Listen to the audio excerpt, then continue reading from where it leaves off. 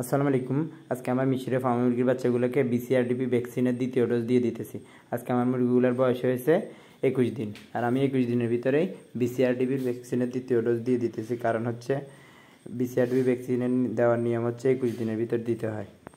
আর আমি চেষ্টা করেছি আমার মুরগিকে 4টা ভ্যাকসিন ঠিকভাবে দেওয়ার জন্য, 2টা গাম্বুরা আর 2টা হচ্ছে বিসিআরডিপি ভ্যাকসিন। আপনারা চেষ্টা করবেন আপনাদের মুরগিকে ঠিকভাবে 4টা ভ্যাকসিন দেওয়ার জন্য, কারণ 1 মাস আগে এই 4টা ভ্যাকসিন দিতে হয়, তাহলে মুরগির কোনো সমস্যা হয় না।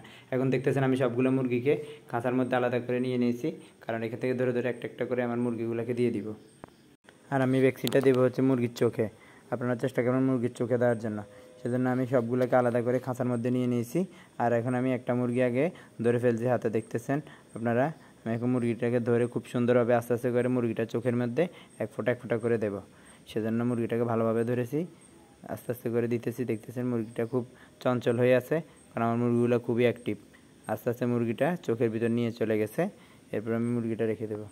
আসলে মুরগিকে চোখের ভেতর দিলে খুব সুন্দরভাবে মুরগির ভ্যাকসিনটা নিতে পারে। এখন আমি মুরগিটাকে আলাদা করে রেখে দিয়েছি, আর দেওয়ার পর খুব সুন্দরভাবে মুরগিগুলো পানি খাচ্ছে। আমি আসলে মুরগিকে চোখে দেওয়ার পর বাকি যে ভ্যাকসিনটা ছিল ওটা আমি পানির সাথে মিক্স করে দিয়ে দিছি। তারপর মুরগিগুলো পানিগুলো খাচ্ছে, ভ্যাকসিনের পানি। এখানে ভ্যাকসিনের পানি আছে, ওই পানিগুলো খাচ্ছে।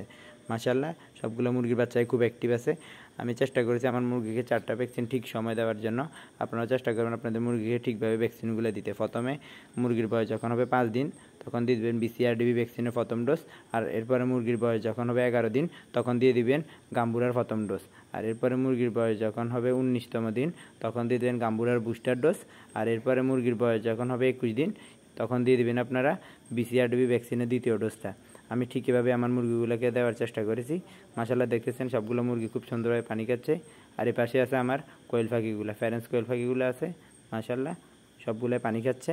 আমি চেষ্টা করি আমার পাখি এবং মুরগির বাচ্চা সবগুলোকে ঠিকভাবে ভ্যাকসিন দেওয়ার জন্য, কারণ ভ্যাকসিন না দিলে মুরগি কখনোই ঠিকভাবে বাঁচানো যায় না এবং কি পাখিও ঠিকভাবে বাঁচানো যায় না।